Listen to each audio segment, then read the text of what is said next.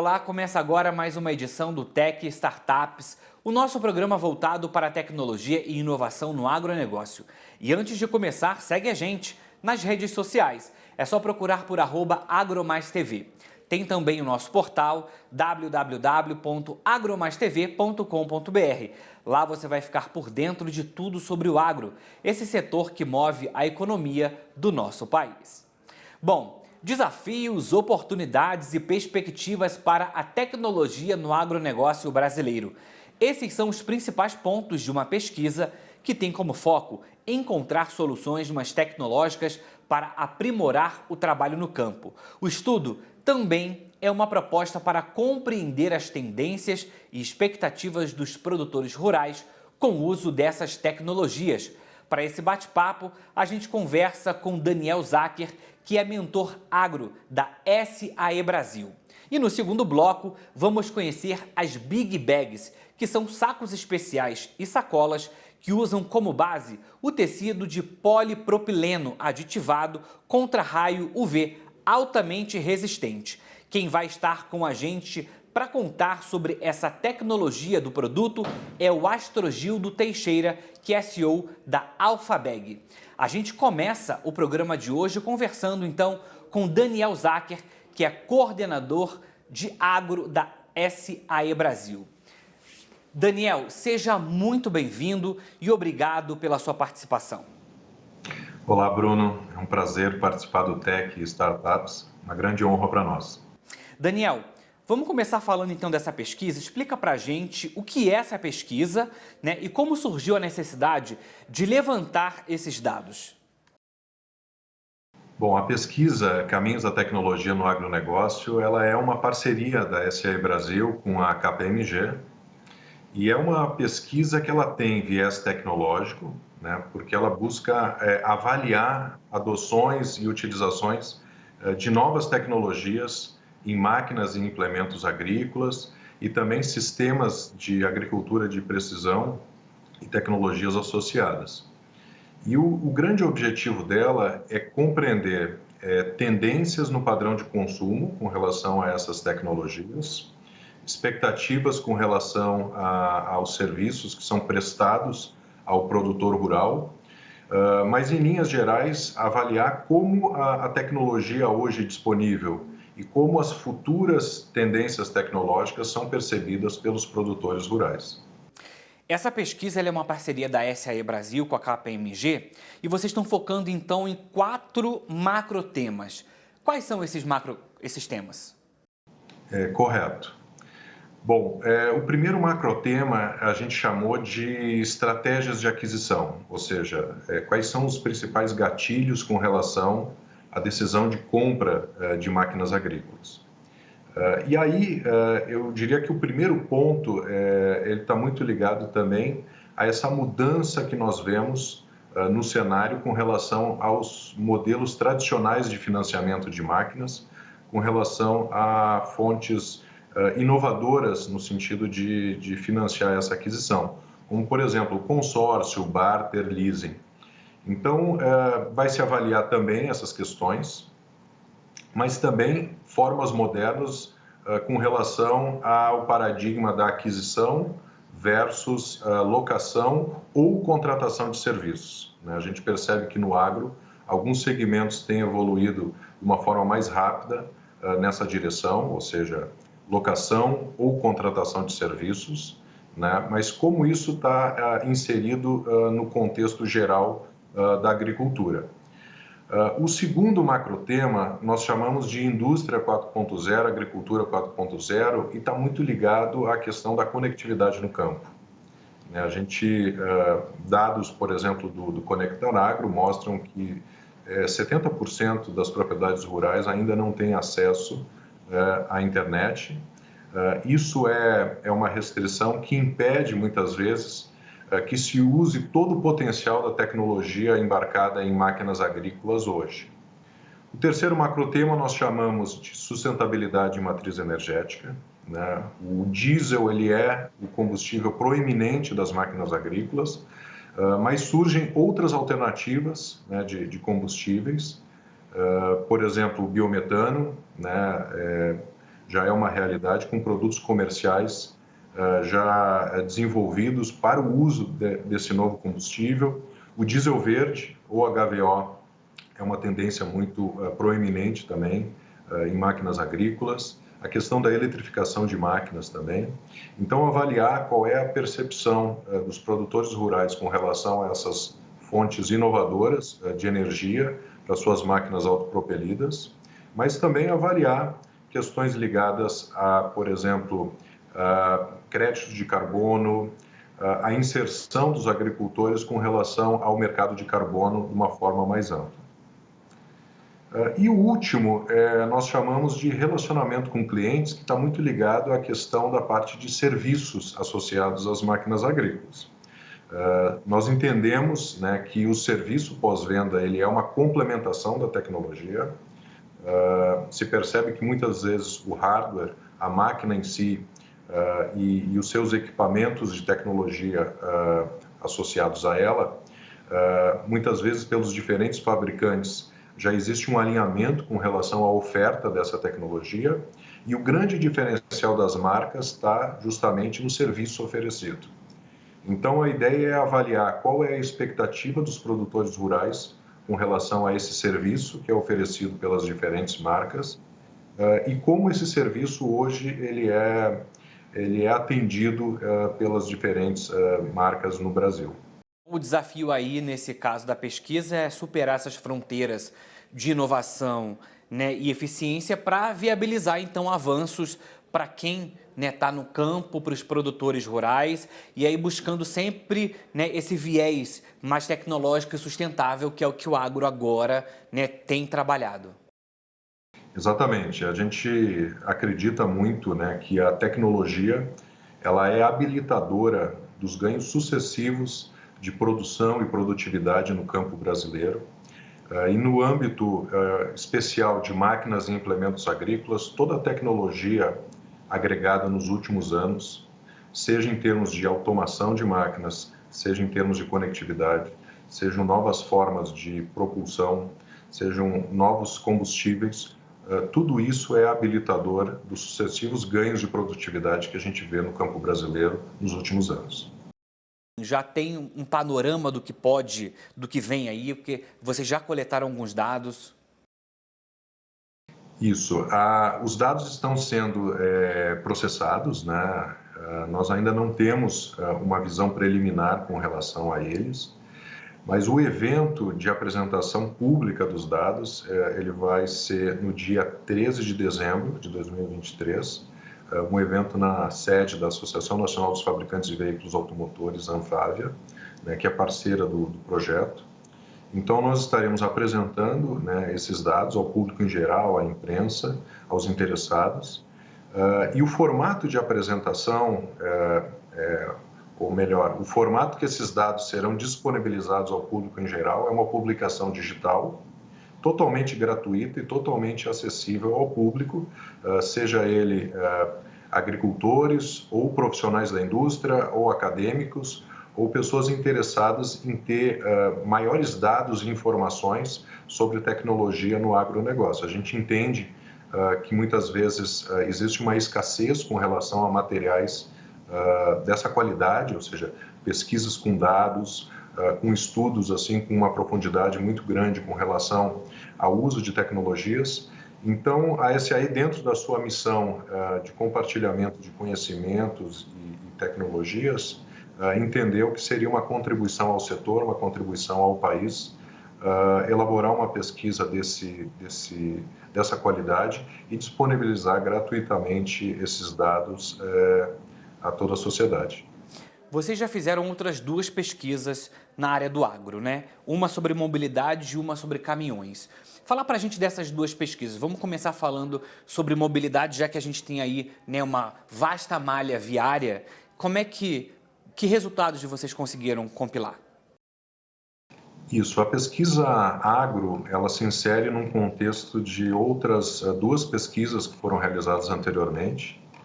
Uma em 2021, que teve foco principalmente em veículos, né, veículos leves, e a segunda foi realizada em 2022 com foco em veículos pesados, ou seja, caminhões. Então, a pesquisa de veículos leves, ela teve alguns focos, né? Um deles foi principalmente essa questão de aplicativos de mobilidade versus o sistema tradicional de aquisição de automóveis, né? E a gente já percebeu, nós tivemos resultados bastante surpreendentes que mostram que o brasileiro, de certa forma, ele não é tão apegado à questão da aquisição do automóvel como se imaginava, né? Ou seja, se existirem recursos com uma boa disponibilidade, com uma boa qualidade, com custo acessível, o consumidor ele vai preferir o uso de aplicativos de mobilidade. Avaliamos também essas questões de descarbonização e formas de propulsão ligadas à hibridização, ou seja, veículos elétricos híbridos ou veículos elétricos, ou também a forma mais moderna, que seria a célula a hidrogênio. Qual seria a apreciação do consumidor com relação a essas novas formas de propulsão? Essa pesquisa também está disponibilizada gratuitamente e disponível no site da SAE, né, saebrasil.org.br.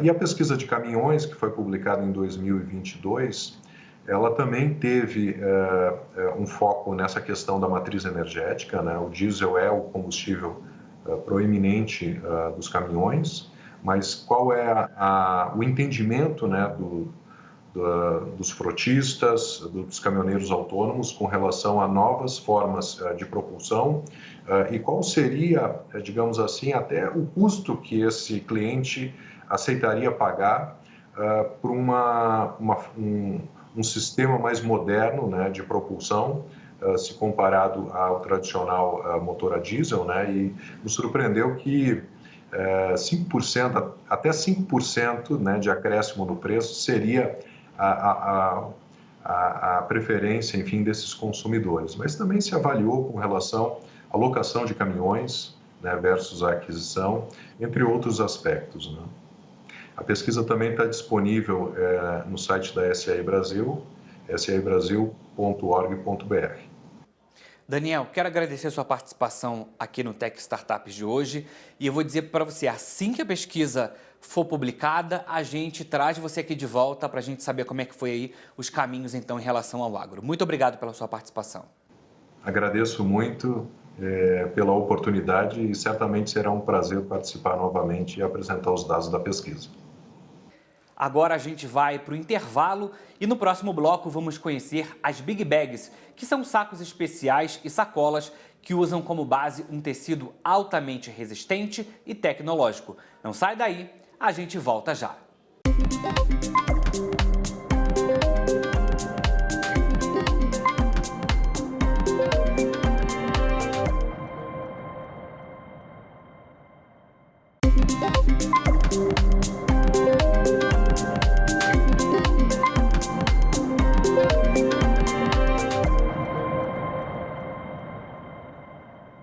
Já estamos de volta com o Tech Startups. Não deixe de seguir a gente nas redes sociais, hein? É só procurar por @agromaistv.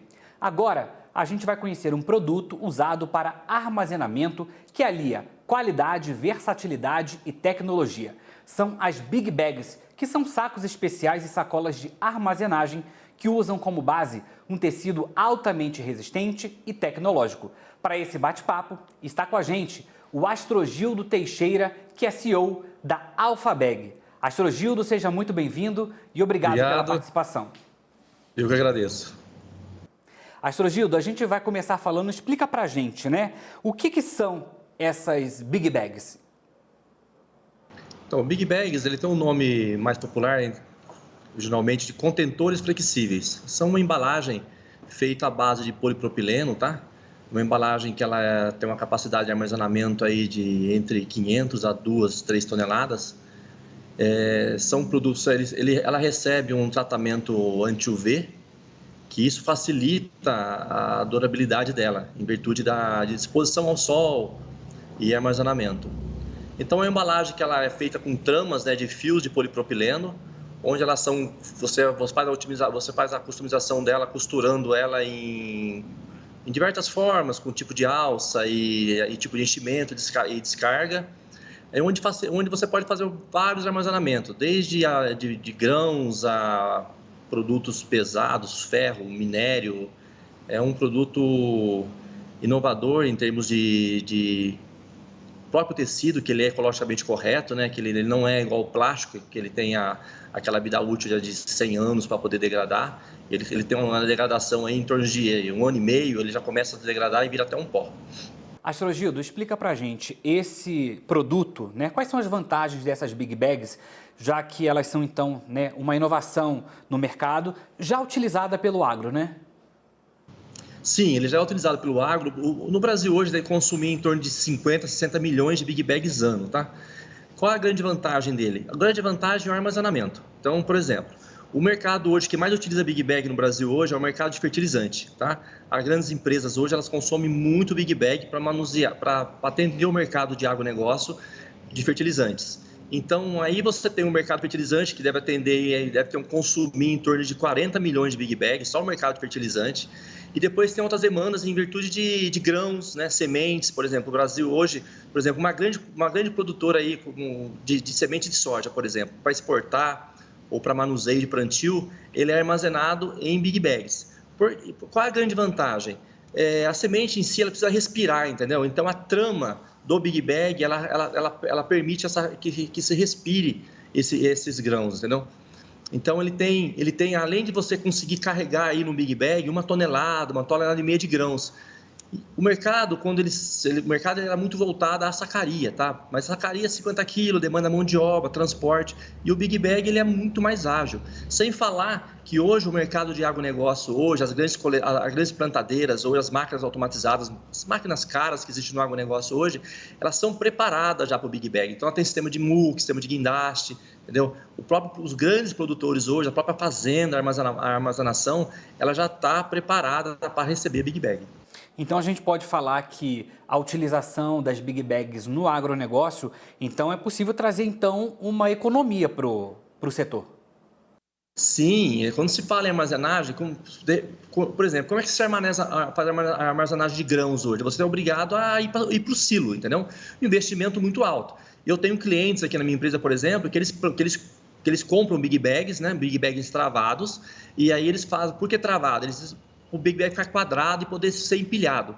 Aí você tem vários fatores, fator tecido, que você tem que fazer uma resistência maior para ele poder fazer esse empilhamento do Big Bag. Aí você tem o quê? Você tem um tipo de alça que você faz a utilização de alça de acordo com o peso que ele vai suportar. Aí ele consegue, por exemplo, empilhar esses Big Bags e, por exemplo, aguardar uma melhora de preço no mercado, aguardar essa commodity para vender numa outra oportunidade, entendeu? Tudo isso hoje já é uma realidade e os agricultores conhecem bem já o produto.